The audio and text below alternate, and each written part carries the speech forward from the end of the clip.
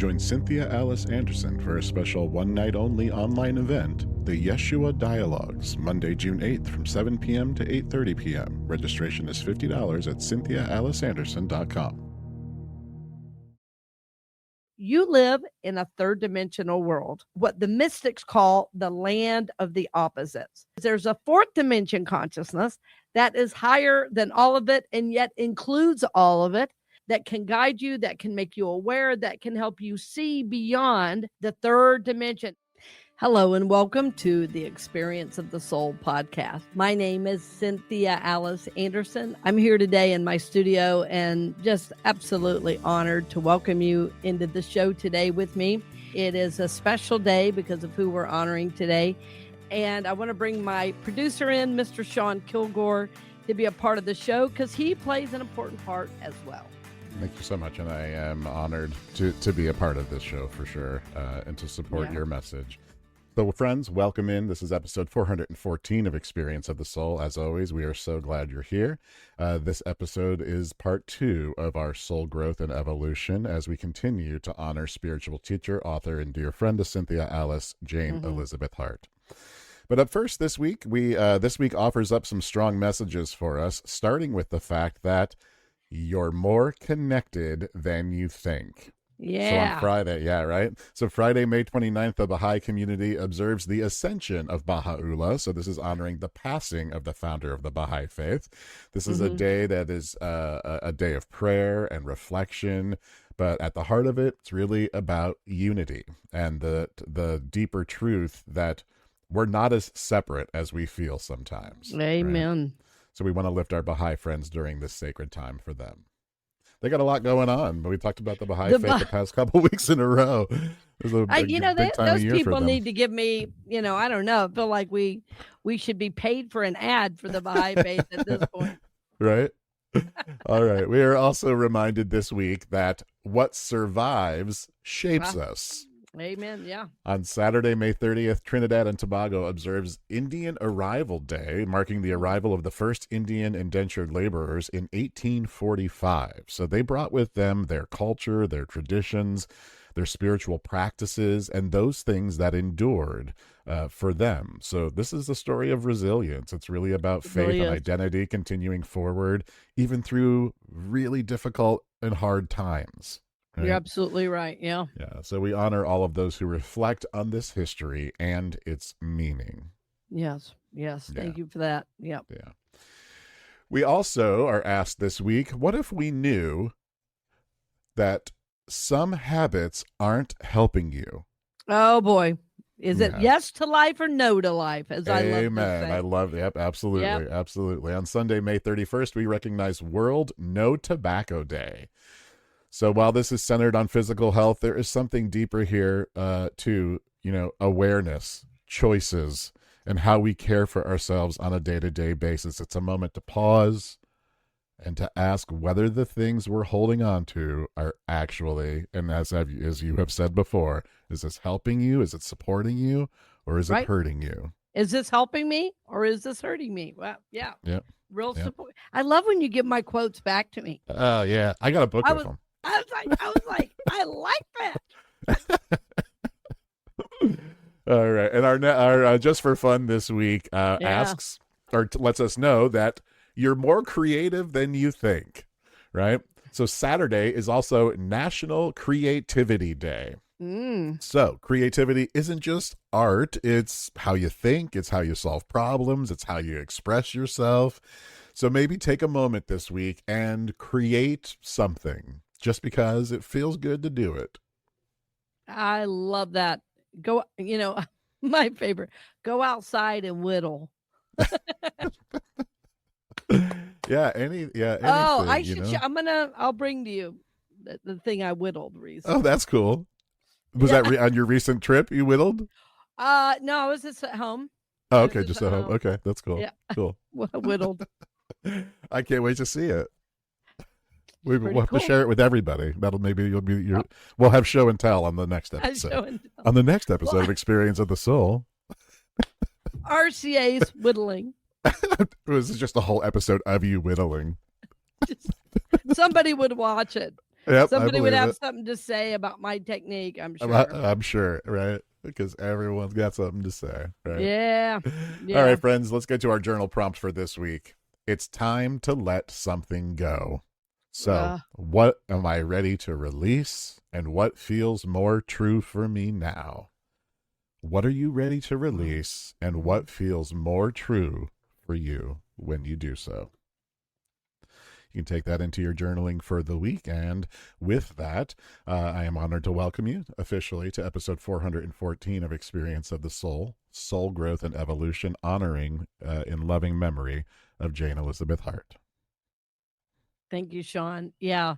It's fun for me to talk about Jane Elizabeth, and it's amazing she made her passing just April 4th, early April this year, and was born in 1933, and really has been such a tremendous influence on my life and on my ministry. I would say she's had the single most influence of any teacher over the longest period of time. I worked with her for many years, and her work and her consciousness continues to bless me after she's left the physical form. So, Jane Elizabeth, we love you and we bless you, and I honor you today with these teachings.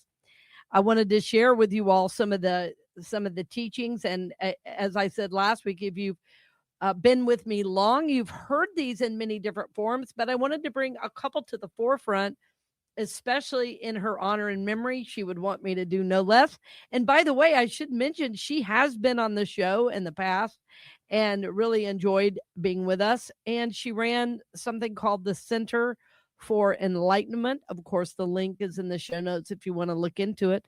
The center is continuing. And, after her passing, she already had the leaders in place, but she was famous for saying, "The Center for Enlightenment is in you. The Center for Enlightenment is in you. It lives at the very heart and soul of you." We're going to get right into it. So, last week we had talked a little bit about desire and commitment, and then moving into change in a powerful way. And we had recently done a show on change, which I found interesting as well, because change is so much a part of the spiritual journey. And, growing up in church, I didn't hear of change in a positive way. And it was really Jane Elizabeth, that taught me the power of change uh, as a very positive force in my life, in my growth and expansion, and what she loved to call your soul growth and evolution. And, that word evolution, it doesn't mean I don't believe in creation. It means that evolving means what? That I grow and change. So evolution is not a bad word if you're a Christian. It simply means you're moving forward and evolving. In other words, you are growing, but it does take effort. It doesn't happen automatically. So think about us as a species, even as we were many, let's say 100 years ago. We have people running faster. We have technology we didn't have. We have ways that we've evolved as a culture. And so this is what I mean, ways that we've moved forward past where we were. So I don't know the official definition of evolution. Probably Sean's already looking it up. But my point is, that this is what I believe we're called to do, to move forward in a much more expansive way, not forgetting what is behind, but growing into new areas and new ways of being. And what I learned from Jane Elizabeth was a little bit of a language around what happens on the spiritual journey as we get very serious about our soul journey, that we gain understanding through a really intensive meditation practice. I mean, that was the beginning of my awakening to my soul journey, was just spending time every day in silence. And I mean in silence, not with guided visualizations and walking meditations, as everybody talks about now. Those are all really good things. And I do some of those things. But the best meditation I know for centering, for quiet, for clear think. She often talked about moving into clear think is through connection with God. It's like we plug into the power center and we get filled up. as we meditate. She used to say to us, if you hear nothing tonight, hear me say these 3 words: meditate. It is your key to enlightenment. It is your key to enlightenment. And what she taught very specifically, she taught it in different words than how Jesus said it, but I loved it because what she said is, you live in a 3rd dimensional world. And in that 3rd dimensional world, there's what the mystics call the land of the opposites. There's good and bad, there's light, there's dark, there's up, there's down. But she says there's a 4th dimension consciousness that is higher than all of it and yet includes all of it. There's a 4th dimension consciousness that can guide you, that can make you aware, that can help you see beyond the 3rd dimension. You did this, so I'm going to do that. Right? And so that land of the opposites that the mystics from the East have told us about, even Jesus talked about it just in a different way. He said, be in the world, but not of the world. In other words, you're going to exist in this 3rd dimension consciousness. I'm right, you're wrong. I'm wrong, you're right. Up and down this push pull we all do. But there is a higher awareness and a higher reality here for us. And this is not only what Jesus taught, it's what the teachers of the East taught as well. It is what the Buddha taught. It is basically what Sai Baba and Yogananda had, this idea that there is a consciousness greater than this 3rd dimension consciousness. Were you going to say something there, Sean? I just had this for you. So the definition of evolution: change in the frequencies within a population over time, resulting in diversity at every level of organization. Oh, that is interesting. Isn't it? Yes. Yeah, yes. that's I started to interrupt, but I did want to pop in just because of what the definition was. I thought, man, that's really yeah. Change in the frequencies. That is amazing. Exactly. Yeah. It's like you start vibrating at a different frequency when you evolve forward. And isn't that true? Isn't that true? Yeah. It's interesting that you put this up here, Sean, because, we were just in, I should say, I was just at my son's college, and I always find college towns to have a certain frequency. I totally get what you're saying. Yep. Like there's cool coffee shops. There's always like some kind of fringe stuff but there's always this real like free thinking vibe.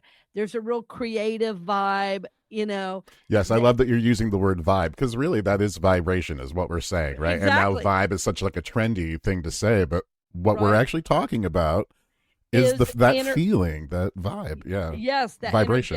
Yeah. Vibration. Yeah.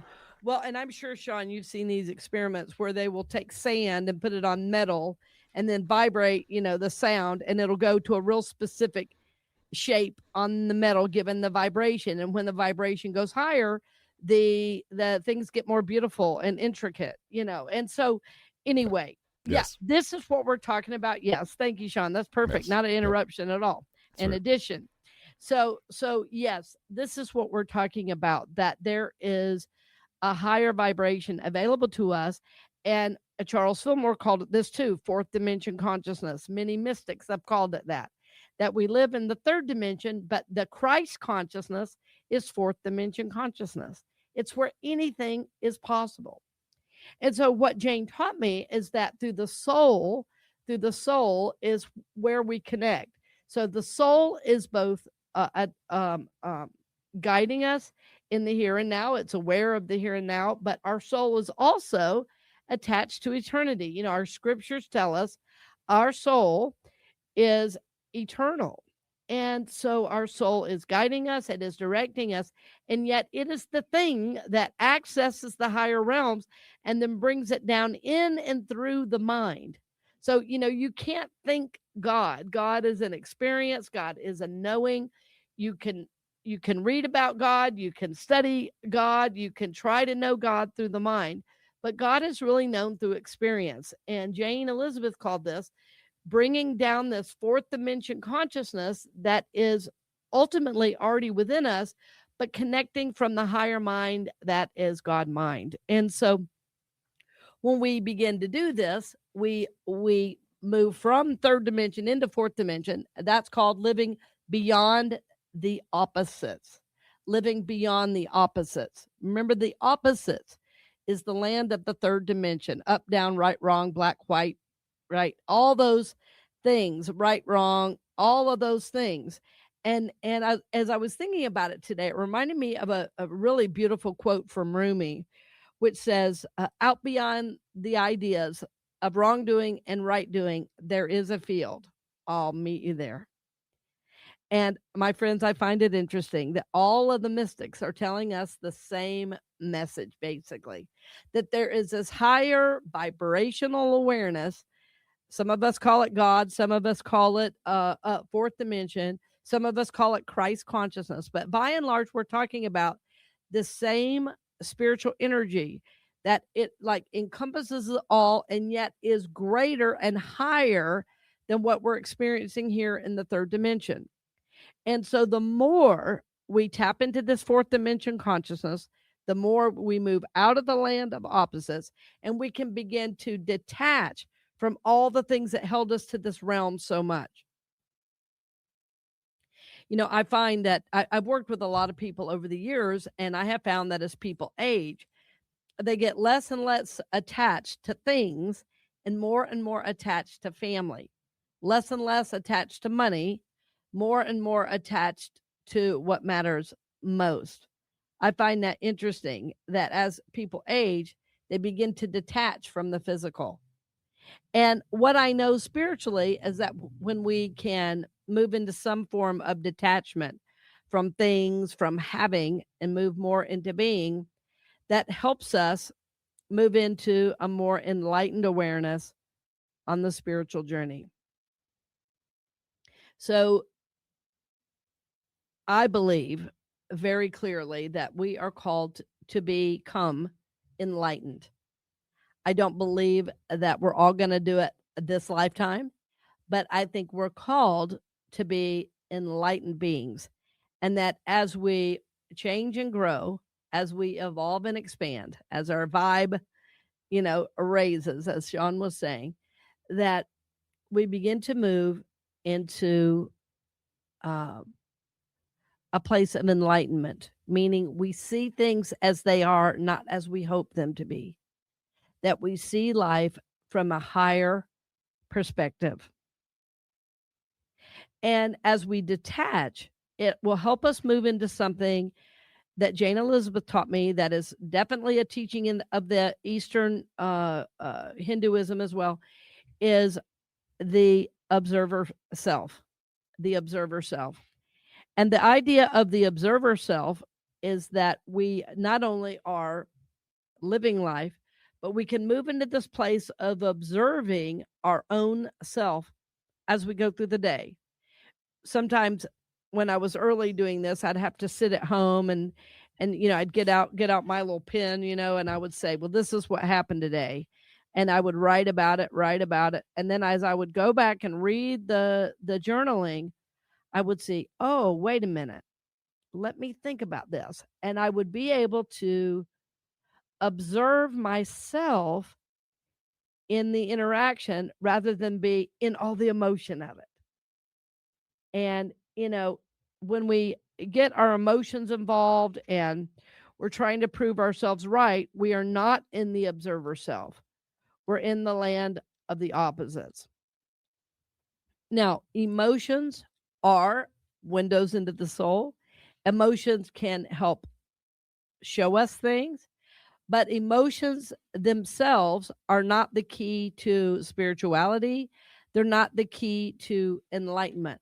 But emotions will tell us this is a place of healing, or this is a place that needs healing, for us. So sometimes emotions will tell us, oh, we're happy. This feels good. Sometimes our emotions are saying something's off. So we can use the emotions on the spiritual journey in a very powerful way. But we don't want to be so attached to our emotions that we can't get in the observer self and see what part am I playing in this. So I want to encourage you to begin to think about the observer self. Like when you made a decision, what went into that decision? When you were in an argument, what part did you play in the argument?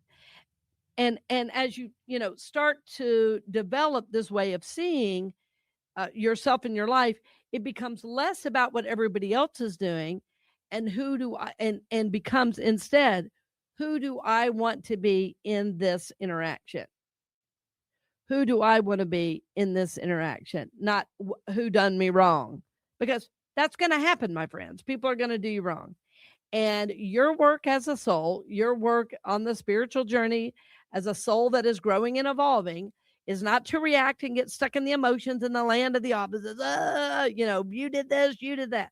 But it's to rise above and say, okay, where am I in this? What does this have to do with me and my journey? And then I get to make a new decision for myself. So I'm not worried about what you're doing. Instead, I'm thinking, how am I responding to this? Because there are certain things in life you cannot prevent.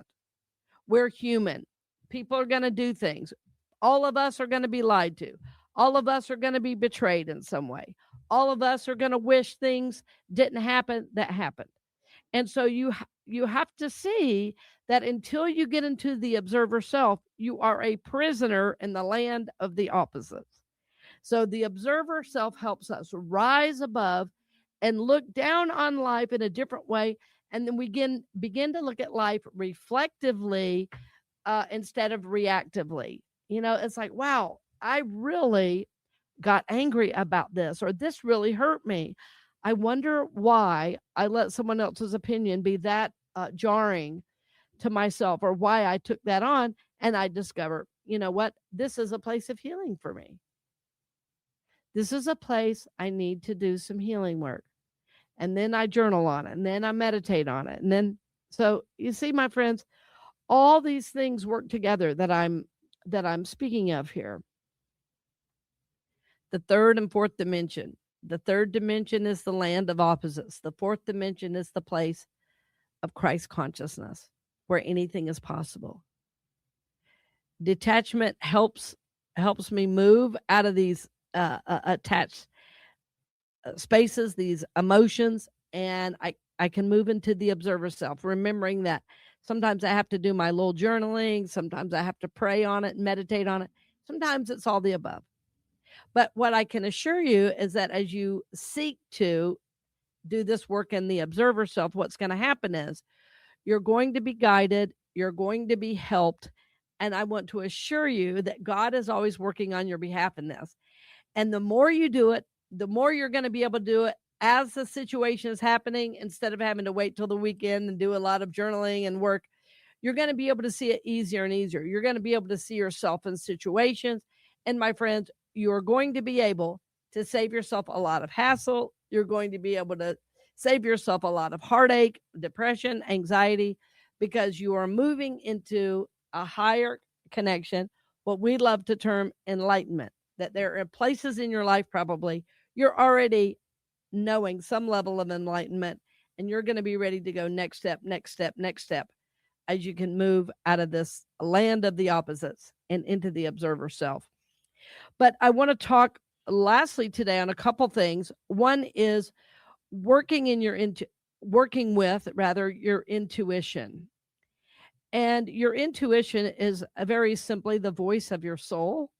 And as you move forward on the journey, what will happen is that your intuition starts to kind of knock on your door a little bit. It starts to get your intuition, get your attention rather. Some of us will feel our intuition working in our mind. It'll be like this thought that comes in. We say, I wonder where that came from. For some of us, it will be this just intense, knowing. Sometimes people will say, oh, I just knew in my gut that was mine to do. Some people tell me, it was like I heard a voice tell me to go this direction or do this. I had just this experience recently. I want to share it super quickly because it was so powerful that I was going to be gone. As I mentioned, I was up visiting my son at college. And before leaving, I'm always very conscious about who I choose to speak when I'm gone, because depending on what's going on in the congregation or what healing needs there might be, I always ask Spirit for guidance as to who would be the best fit. And the person I was really guided to, I talked to my board president. She said, "Oh yes, she'd be perfect." Well, then the feedback I got before I even arrived home was so good that I knew I chose the right person. I've already heard again today. By the way, the person you had speak was amazing. It was exactly what I needed to hear. And so I mention all this to you because working with your intuition is fun, because you will start to get feedback when you're right on track. And Spirit will guide and Spirit will direct. And we'll talk more about intuition, in future shows. I just wanted to lift that up as a necessary part of you deepening your journey. Sometimes you're going to be guided to do a thing, whether it's through a knowing, a feeling, hearing a voice. You're going to be guided to do a thing, and you're not always going to know why. And that's a good indication it is your intuition, because the intuition has bypassed the mind. It's like it goes right to the feeling state, right to this sense of knowing, right to the soul. And this is an important aspect for you to be aware of as you're seeking to move forward on the journey. Also, I would be remiss if I didn't talk about one of the key pieces Jane Elizabeth shared with me over the years, and that is the understanding of karma.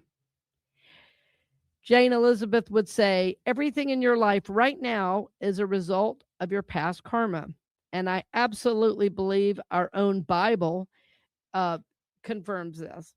Our Bible says, forgive and you will be forgiven, judge and you will be judged, and it is done unto you as you believe. This is the law of karma being explained. And the law of karma simply is the law of cause and effect.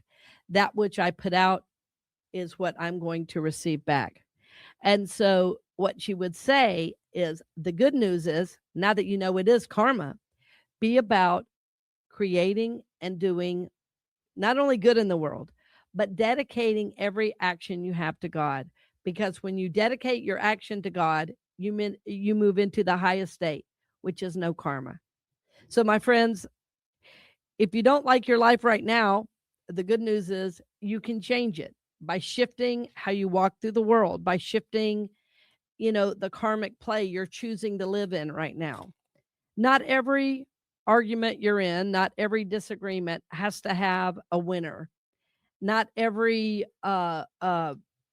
move forward has to end the way you think it will. Karma has a way of showing us where we are, and we then have a choice. Do I want to continue this behavior, or do I want to power up, level up, and move into that higher fourth dimension awareness of the Christ energy, to move into that higher spiritual consciousness and instead live from there?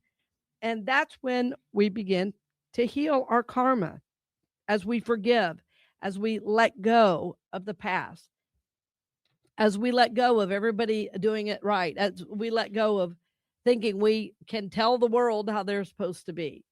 You see, so when we understand we are karmic beings, that what we do in the world has a large impact outside of our own lives, even that it goes out as an energy, and that everybody we come into touch with, in communication with, in relationship with, everyone we talk with and relate with via email or phone call or text, all these relationships have what are called karmic implications.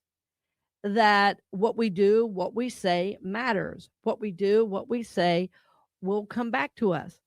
So, my friends, give this some thought. Give this some thought. Jane had created something many years ago called the Karmic Scoreboard. If I can find that, Sean, I'll send it to you for the show notes. But the Karmic Scoreboard is where you would take a sheet home every week and look at all the things you did that helped your karma. And it was great. It was like forgive, hug, smile, be in joy, take spiritually guided action, So it's a lot of fun. And my friends, I hope you will know that the spiritual journey is fun. It is exciting. It is amazing to live in the flow of good, to live from this fourth dimension consciousness is a total gift to your soul. And being able to rise above this third dimension consciousness and really experience God in the everyday is truly a blessing to my life and soul. And I hope it for you too. I know you're experiencing it. I know you're doing your soul work. I know you're seeking to live a spiritual life. So I want to support you in that. I want to inspire you to do more and good and be in the holiness of your own sacred journey. So, my friends, thank you for joining us. Thank you for helping me honor Jane Elizabeth Hart, born December 30th, 1933, hard to believe, and made her passing on April 4th, 2026. So thank you, Jane Elizabeth. My friends, yeah. Thank you for listening. Blessings. Blessings on the journey. Thank you for joining us for this episode of Experience of the Soul with Cynthia Alice Anderson. If this message resonated with you, we invite you to share it with someone who might need it today. This show is made possible by listeners like you, and we're grateful for the community that helps keep these conversations available to all. You can learn more or contribute to the show at cynthiaaliceanderson.com/donate. Produced by Kilgore Creative and a production of the Soulworks Group Incorporated. Until next time, take good care.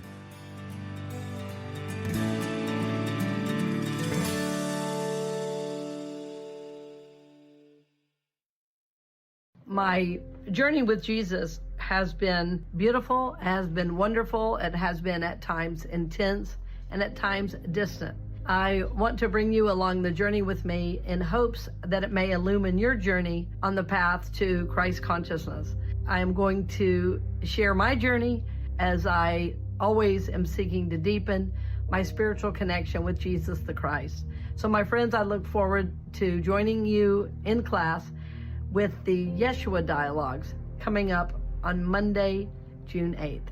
Blessings on the journey, my friends. A live one-night only online event. Register today at cynthiaaliceanderson.com.